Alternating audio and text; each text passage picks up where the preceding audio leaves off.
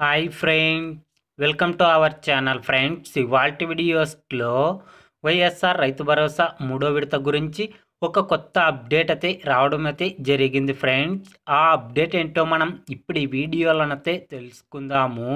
మీరు ఈ వీడియోని ఎక్కడ స్కిప్ చేయకున్నట్ల చివరి వరకు చూడండి ఫ్రెండ్స్. అప్పుడైతే నేను చెప్పేది మీకు అర్థమవుతుంది.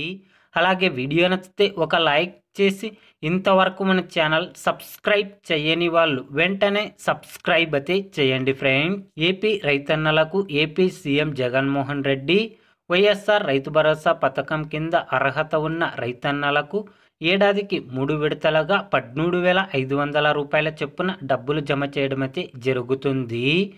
2023-2024 ఆర్థిక సంవత్సరానికి సంబంధించిన వైఎస్ఆర్ రైతు భరోసా పథకం కింద ఇప్పటి వరకు 2 విడతల డబ్బులనైతే జమ చేయడం అయితే జరిగింది.